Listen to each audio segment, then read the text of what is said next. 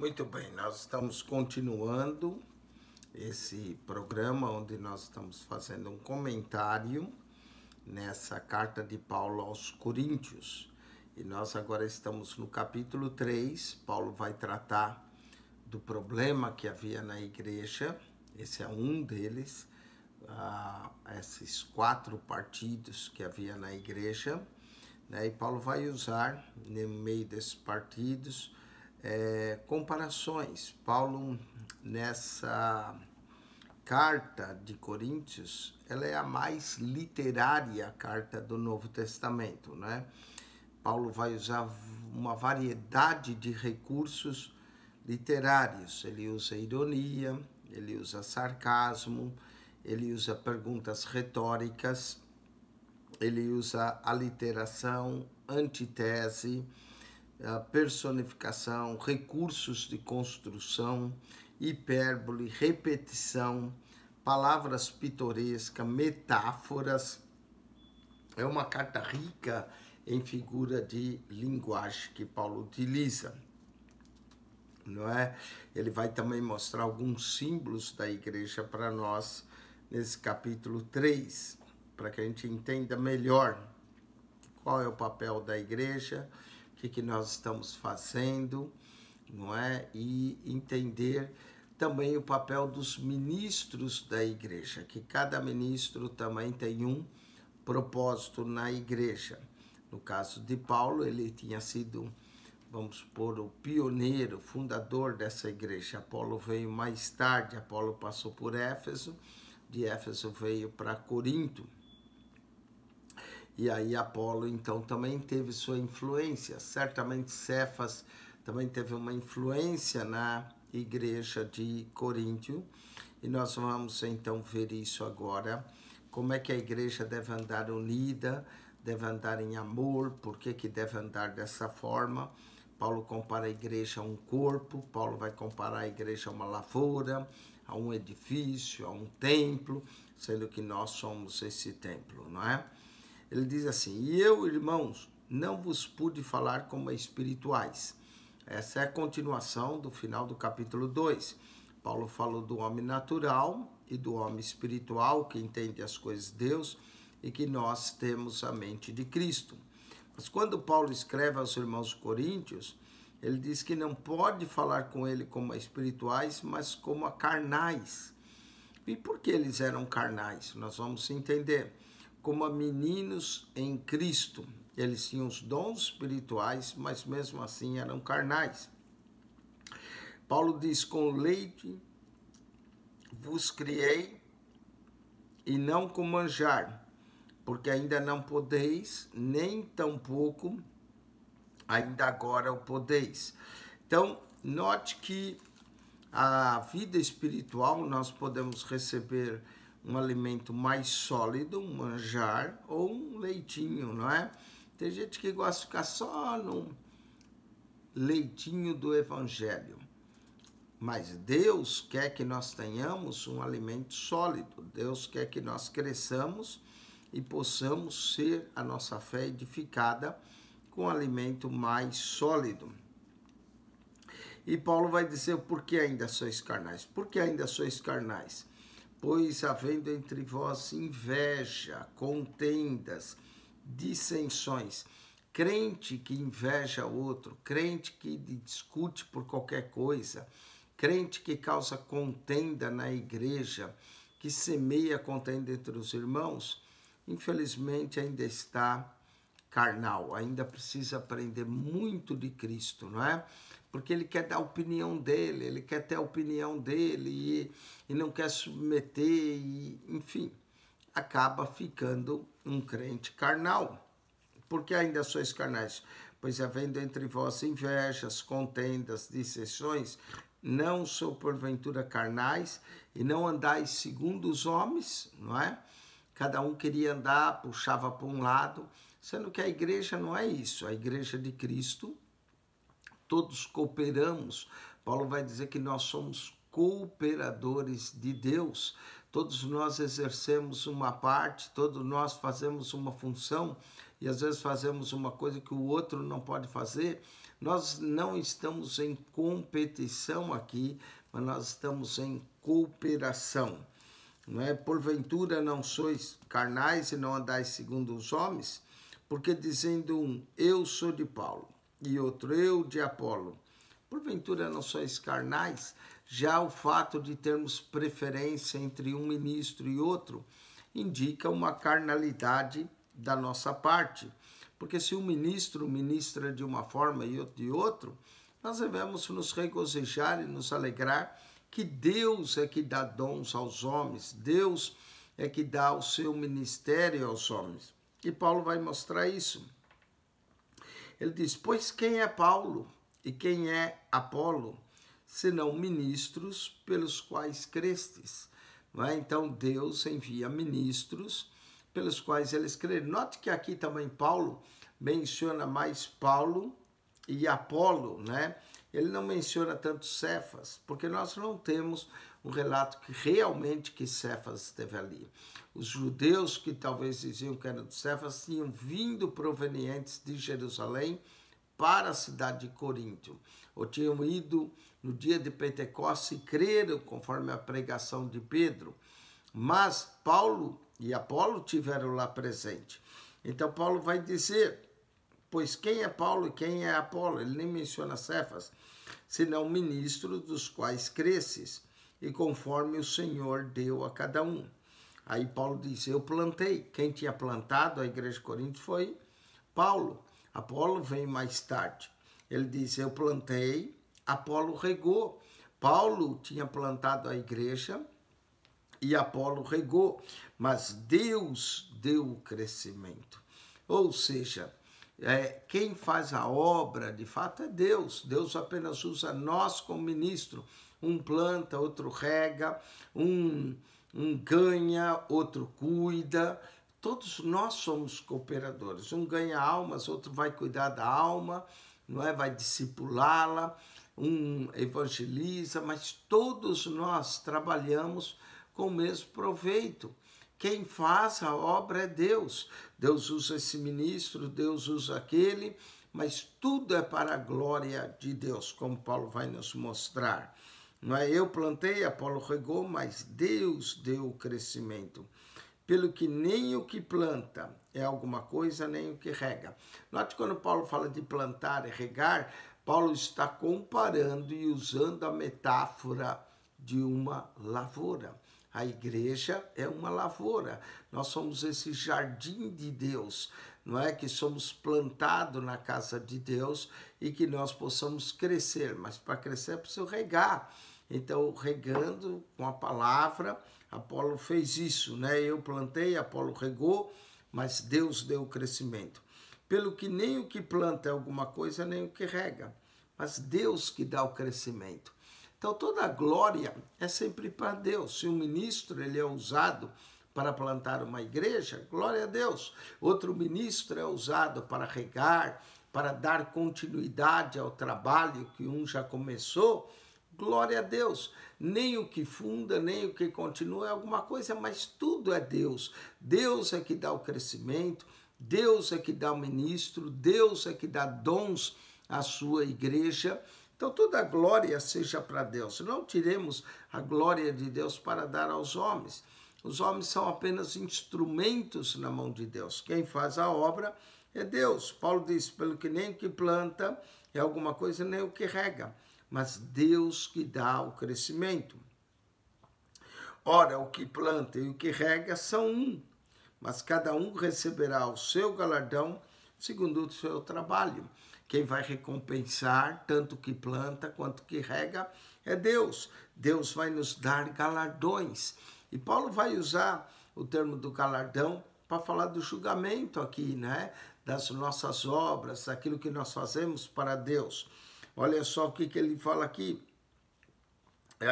Ora, o que planta, o que rega são um, mas cada um receberá o galardão segundo o seu trabalho. Deus vai pagar o nosso trabalho, Deus vai nos recompensar. Galardões são recompensas que nós iremos receber na glória eterna, não é? São recompensas. Então, porque nós somos cooperadores de Deus. Nós somos cooperadores de Deus. Paulo usa o termo ministros, não é? Ele, quando no verso 5, ele diz, quem é Paulo, quem é Apolo, senão ministros. Agora ele usa o termo cooperadores de Deus. Nós cooperamos com Deus. Cooperamos. Quem opera é Deus. Nós estamos junto com Deus. Nós somos cooperadores. O operador é Deus. Nós apenas estamos dando a nossa parte, não é? Porque nós somos cooperadores de Deus e vós sois lavoura de Deus e edifício. Duas metáforas que Paulo usa para a igreja. Lavoura, né? Somos plantados na casa de Deus, somos regados e crescemos. Mas Paulo também usa a metáfora do edifício. Nós estamos sendo edificados. Todo crente precisa ser edificado na casa de Deus. Ele diz, vós sois lavoura e edifício. Lavoura de Deus, edifício de Deus. Lavoura e edifício. Segundo a graça de Deus que me foi dada, pois eu, Paulo está falando agora do edifício, como sábio arquiteto. Sábio arquiteto. O arquiteto é aquele que planeja, edifica. Paulo diz que ele agiu como um sábio arquiteto. O fundamento. Qual é o fundamento desse prédio? Ou desse edifício chamado igreja? Qual é o fundamento? Ele vai mostrar. E outro edifica. Paulo pôs a pedra fundamental, o início desse edifício, e vem outro, edifica sobre ele. Mas veja cada um como edifica sobre ele. Porque ninguém pode pôr outro fundamento. Qual é o fundamento da igreja? Qual é a pedra fundamental da igreja? Jesus. Porque ninguém pode pôr outro fundamento além do que já está posto, o qual é Jesus Cristo. Jesus é o fundamento da nossa fé, Jesus é a razão de nós crermos, Jesus é a razão da igreja. Ninguém pode pôr outro fundamento além de Jesus Cristo. E Paulo chega a dizer, se alguém sobre esse fundamento formar um edifício de ouro, prata, pedra preciosa, madeira, feno e palha, a obra de cada um se manifestará na verdade. Então, o fundamento é Cristo. Sobre esse fundamento, nós vamos edificar. Podemos edificar com alguns materiais. Paulo novamente está usando uma metáfora, né? Como eu disse, essa epístola é a mais rica no Novo Testamento em recursos literários que Paulo emprega, essas metáforas aqui. Então, sobre esse fundamento, se alguém edificar um edifício de ouro, de prata, de pedras preciosas, de madeira, fena e palha, a obra de cada um se manifestará naquele dia. Paulo usa 6 materiais que nós podemos edificar. O ouro é o mais precioso dos metais, não é? O mais caro de todos os metais, o ouro precioso. Então, quando nós edificamos, temos que dar ouro nesse edifício, dar o nosso melhor, não é? Fazer tudo com amor. A prata indica, né? O ouro indica a realeza. A prata indica a redenção, não é? A redenção que Cristo nos trouxe. Então, nós devemos edificar com ouro, com realeza. Tudo que fazemos com realeza. Tudo que fazemos de prata para a redenção dos homens. Ou pedras preciosas.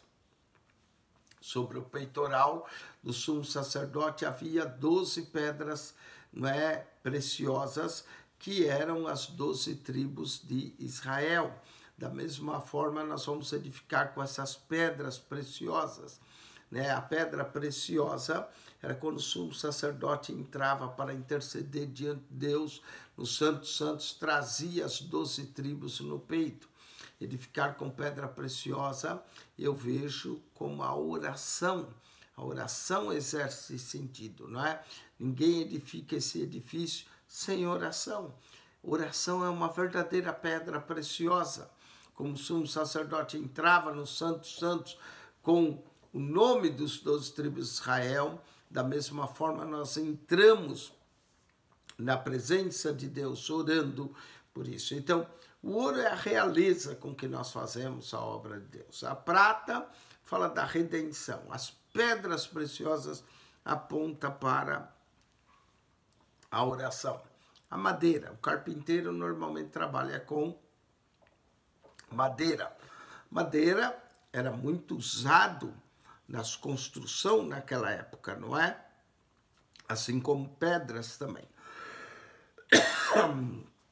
E o feno e a palha, normalmente, num edifício, quando se edificava, punha feno e palha sobre o teto. Tanto é que quando trouxeram aquele paralítico conduzido por 4, descobriram o telhado. Todos esses materiais eram usados para edificar. Ouro, prata, pedras preciosas, madeiro, feno ou palha. Claro que aqui o ouro vai ter o maior valor, a prata, pois pedra preciosa, madeiro, feno e palha. A obra de cada um se manifestará na verdade. 6 materiais importantes, não é? Alguém diz, se a pessoa põe madeira, feno e palha, ela está fazendo uma obra de Deus fraca, não é? Não, todo o material era usado para o edifício. Tudo que nós fazemos é para a glória de Deus. Seja com ouro, com prata, com pedra preciosa, madeira, feno, palha. A obra de cada um se manifestará naquele dia, porque o dia declarará, porque pelo fogo será descoberta, e o fogo provará qual seja a obra de cada um. O fogo é o que vai testar, não é a nossa obra. Às vezes pode ser o fogo da tribulação, vai testar, não é? Alguns, inclusive, porque vê esses materiais, madeira, feno e palha, diz que queima quando vem no fogo, não é? De fato, a madeira queima bastante, o feno e a palha nem se fala. Então, alguns dizem que a obra não vai sobrar, não é? Quem edificou relaxadamente, a Bíblia diz, maldito o homem que faz a obra de Deus relaxadamente. Mas eu não creio que quando Paulo menciona esses materiais, que ele está mencionando madeira, feno e palha, que irão se queimar, não é? Mas sim como materiais que eram usados na construção. Mas a obra de cada um, tudo que nós fizemos, vai se manifestar, na verdade, o dia. Qual dia Paulo está falando? O dia da volta de Jesus a declarará, né? Ali naquele dia nós vamos ver as verdadeiras intenções com que as pessoas fizeram a obra de Deus. Sabe que alguns fazem a obra de Deus para aparecerem, outros fazem a obra de Deus para sua vanglória própria. Tudo que nós fazemos deve ser para a glória de Deus. E naquele dia vai se manifestar a obra de cada um, será provada como pelo fogo, né? O fogo provará qual seja a obra de cada um. Se a obra que alguém edificou nessa parte permanecer, esse receberá galardão. Nós estamos fazendo a obra de Deus para permanecer. Nós estamos ganhando alma para que essas almas permaneçam no Evangelho, não é? Tudo que fazemos para Deus, queremos que permaneça para a vida eterna. E se a obra de alguém edificou, que a igreja é um edifício, nessa parte permanecerá, esse receberá galardão. Se a obra de alguém se queimar, e por causa de queimar madeira, feno e palha, alguns olham como materiais mais fáceis queimar, a prata e o ouro já é preciso queimar mais tempo para poder derretê-los, e a pedra preciosa. Então alguém costuma dizer que prata, feno e palha são materiais que não têm valor, que vai se queimar, não é? Se a obra de alguém se queimar porque é provada pelo fogo, sofrerá detrimento. Claro, queimou, não ficou nada a obra, não é? Sofrerá detrimento, mas o tal será salvo todavia como pelo fogo. Eu gosto, o Paulo mencionando isso no 3,15, a obra se queimando, sofrendo detrimento, todavia será salvo. Note que nós não somos salvos pelas obras. A obra de alguém pode sofrer detrimento, a obra de alguém pode se queimar, todavia ele será salvo, porque a salvação não tem a ver com as obras. As obras que nós fazemos têm a ver com o galardão. Nós devemos trabalhar e as obras que nós fazemos, o edifício que nós estamos construindo, tem a ver com a nossa recompensa, com os galardões que nós vamos receber, mas não com salvação. A obra não tem nada a ver com salvação. Salvação é outra coisa. Diz aqui, olha, se a obra de alguém se queimar, sofrerá detrimento, mas o tal será salvo, porque a salvação não depende da obra. Todavia, como pelo fogo, não é? Todavia, como pelo fogo. Os nossos irmãos católicos, às vezes, gostam de ver esse verso para defender a ideia do purgatório, um purgatório de fogo que está purificando as pessoas, purificando elas os seus pecados, porque ainda não são boas o suficiente para ir para o céu. Mas eu quero dizer que a promessa de Cristo é celestial. Na casa de meu Pai há muitas moradas. E a palavra purgatório não aparece na Bíblia, nem o ensino dela. Alguns tentam apontar em 1 Coríntios 3,15 como a ideia do purgatório, que será salvo como pelo fogo, que a pessoa vai ser salva passando pelo fogo. Não tem nada a ver. Quem nos purifica de nossos pecados é Jesus. E aqui quando está falando de obras, não é? A obra vai se queimar, a pessoa será salva. E eles usam como pelo fogo, aqui passou pelo fogo do purgatório. Não tem nada a ver com purgatório aqui, tem a ver com o julgamento da obra de cada um, não é? Se ele vai receber galardão ou não, se vai sofrer detrimento, mas a salvação, ela é certa, não é? E passando pelo fogo quer dizer que nós seremos provados, vamos passar pelo fogo das provas, não é? Para ver se a nossa obra persiste ou se ela sofre detrimento, não é? Aqui não tem ideia de purgatório, como alguns irmãos católicos afirmam. Não sabeis vós que sois o templo de Deus. Paulo usa, nós somos lavoura, nós somos edifício, estamos edificando, e agora Paulo vai usar templo. Templo é o nosso corpo é templo do Espírito de Deus, o Espírito de Deus habita em nós. Não sabeis vós que sois templo de Deus e que o Espírito de Deus habita em vós. Que coisa maravilhosa, não é? O Espírito de Deus habitando no homem. Nós somos o templo. Quando Moisés esteve no deserto, ele construiu um tabernáculo. Depois esse tabernáculo entrou, ficou em Siló. De Siló ele foi levado, que é próximo a Betel. De Siló ele foi levado para Jerusalém. E aí Davi quis construir, mas juntou todo o material. Quem construiu, na verdade, o templo foi Salomão, não é? Depois o templo foi destruído, depois foi reconstruído novamente. E Estevão, na sua pregação, disse, nos revela que o Altíssimo não habita em templos feitos pelas mãos dos homens. Mas que templo ele quer? Ele quer habitar em nós.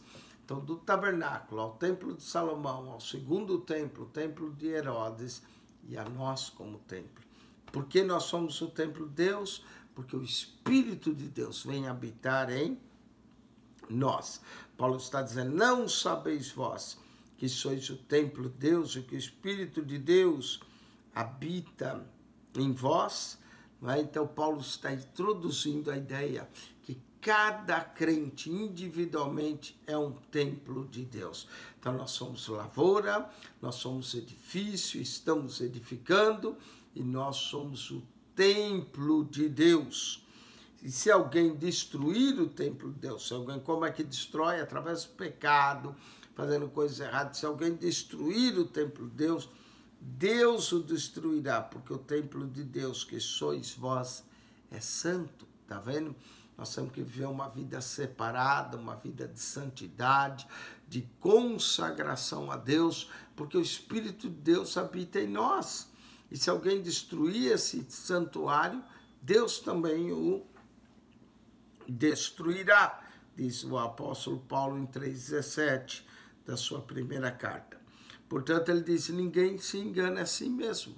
Nós não enganamos Deus, nós só nos enganamos a nós mesmos. E Paulo chega a dizer, ninguém se engane a si mesmo. Se alguém dentre vós tem por sábio desse mundo, faça-se louco, não é? Porque a sabedoria desse mundo não conheceu a Deus. Não é? A loucura de Deus é mais sábia que os homens. Se alguém se acha muito sábio, faça-se louco, não é? Faça-se louco, porque não é? Faça-se louco para ser sábio, porque a loucura desse mundo é a sabedoria de Deus. Então, se alguém se julga, né, muito sábio, esse faça-se louco para ser sábio. Vamos dizer, isso aqui é um paradoxo, né? A Bíblia está cheia de paradoxos. O que se humilha será exaltado, o que se faz louco torna-se sábio, o fraco é forte no Senhor. Isso são paradoxos, ideias contrárias, não é? Eu vou me tornar louco, mas na verdade eu me torno sábio para Deus. Porque a sabedoria desse mundo é loucura diante de Deus. Porque está escrito, ele apanha os sábios na sua própria estutícia, não é? Deus apanha os sábios na sua própria astúcia. E outra vez, o Senhor conhece os pensamentos sábios que são vãos. Paulo tenta aniquilar toda a sabedoria humana, toda a sabedoria mundana, mostrando que Cristo crucificado, a mensagem da cruz, é a verdadeira sabedoria de Deus. Não é? Ele apanha os sábios na sua face, louco para ser sábio, porque a sabedoria desse mundo é loucura diante de Deus, pois está escrito, ele apanha os sábios na sua própria astúcia. No própria astúcia, o sábio é pego, e Deus pega eles na sua própria astúcia. E outra vez, o Senhor conhece os pensamentos dos sábios que são vãos. Deus lê a mente, Deus lê o coração, Deus conhece o pensamento dos sábios, e diz a Bíblia que Deus vê que o pensamento dos sábios são vãos. Por que são vãos? Porque Deus não está lá, são pensamentos humanos, de filosofia humana, Deus não está lá. A verdadeira sabedoria é ter Cristo, é meditar em Cristo, é pensar em Cristo, é ter o nosso pensamento para Cristo, não é? Ele apanha os sábios na sua própria astúcia. E outra vez, o Senhor conhece os pensamentos sábios que são vãos. Pensamento desses sábios, desse século, desse mundo, sabedoria humana é tudo vão, tudo vão. A verdadeira sabedoria é Cristo. Nós temos que buscar a Cristo, temos que estar com Cristo, somos templo de Deus, o Espírito de Deus habita em nós, portanto devemos viver uma vida santa, não devemos ser carnais, criar dissensões, problemas na igreja, nós somos cooperadores de Deus, estamos cooperando Deus, a glória é para Deus, a honra é para Deus, o louvor é para Deus, não é para os homens, nós não estamos criando partidos ou seguidores nossos, mas seguidores de Cristo, não é?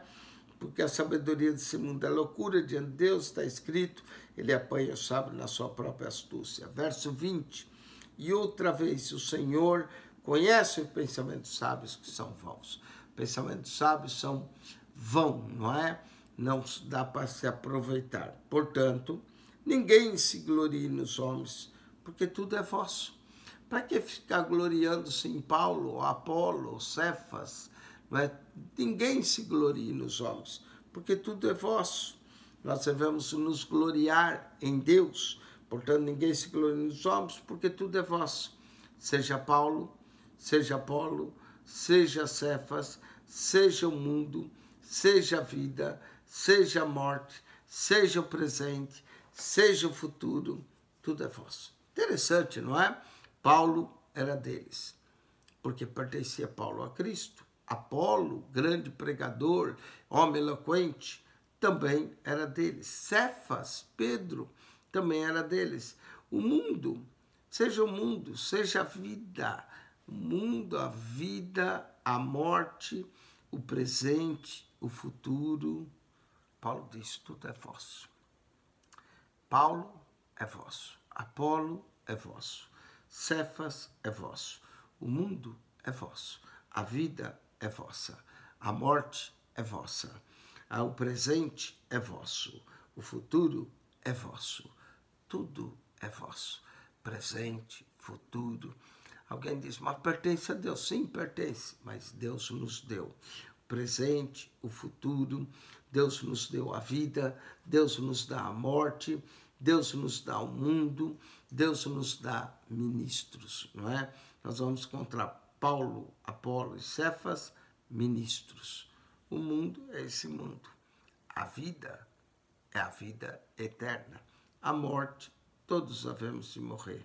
Mas seja o presente, seja o futuro, tudo é vosso, vós de Cristo e Cristo de Deus. No capítulo 11, Paulo vai usar essa mesma sequência, que Deus é o cabeça de Cristo, Cristo é o cabeça de todo varão e todo varão o cabeça da mulher. Essa cadeia de autoridade, essa cadeia de organização no plano de Deus, não é? Vós de Cristo e Cristo de Deus. Tudo é nosso, tudo é para a honra de Deus, tudo é para a glória. Glorie-se o homem em Deus, não glorie-se nos homens, porque tudo é vosso, diz no verso 21, verso 22 também termina, tudo é vosso. O que é nosso? Ele dizia, Paulo, Apolo, Cefas, são ministros, é para vocês, seja o mundo, seja a vida, seja a morte, seja o presente, seja o futuro, tudo é vosso. Amém? Portanto, devemos nos gloriar não nos homens, mas em Deus. Tudo é vosso, vós de Cristo e Cristo de Deus. Se nós somos de Cristo e Cristo é de Deus, então nós também somos de Deus, não é? Tudo é vós, vós de Cristo, Cristo de Deus. Paulo aqui tira o foco dos irmãos nas divisões. Quando eu dizia eu sou de Paulo, eu sou de Apolo, Paulo começa a dizer, peraí, quem nós somos? Nós não somos ministros, nós somos ministros, nós somos cooperadores, quem dá o crescimento é Deus, quem opera é Deus, quem está agindo é Deus, nós apenas cooperamos com Deus, mas quem opera é Deus, não é? E aí, o mundo, a vida, a morte, presente, futuro, tudo é vosso, e vós de Cristo e Cristo de Deus. Como nós podemos descansar nessa palavra maravilhosa, não é? Paulo compara também a igreja a um edifício, a um templo, conforme nós vimos, não é? E que a igreja irá passar para receber galardões naquele dia. Cuidado como nós edificamos, se estamos edificando com ouro, prata, pedras preciosas, ou se nós estamos edificando com madeira, feno e palha, que facilmente se queima, né? E a obra sofre detrimento, contudo você é salvo. Amém? Com isso nós concluímos esse capítulo 3, espero que tenha sido de bênção na sua vida. Bem, assista os demais programas que nós gravamos, a introdução dessa carta para te ajudar a entender melhor essa carta de 1 Coríntios, o primeiro capítulo, onde Paulo fala dos 4 partidos que havia, não é? Paulo também vai falar que a palavra da cruz é loucura para os que perecem, vai falar de judeus, tropeço dos judeus, a loucura dos gregos, mas Paulo vai concluindo e mostrando que a sabedoria de Deus é maior, não é? Paulo, no final do capítulo 1, fala de sabedoria, Cristo é sabedoria, justiça, santificação e redenção, né? E aí no capítulo 2, Paulo trata de como ele pregava, não em palavras de sabedoria humana, mas no poder de Deus, era como Paulo fazia. Paulo também menciona nesse capítulo de número 2, do homem espiritual, do homem natural. Aí introduz o capítulo 3, falando dos carnais, não é? Porque havia divisões, dissensões na igreja. Paulo então diz que nós somos uma lavoura, nós somos ministros, cooperadores, somos lavoura de Deus, somos edifício, estamos sendo edificados nessa fé santíssima, não é? E somos o templo de Deus, cujo Espírito de Deus habita em nós. E tomamos cuidado com esse templo para não destruí-lo. Se alguém destruir o templo de Deus, Deus irá destruir. Paulo termina dizendo que tudo é nosso e nós somos de Cristo e Cristo de Deus. Amém?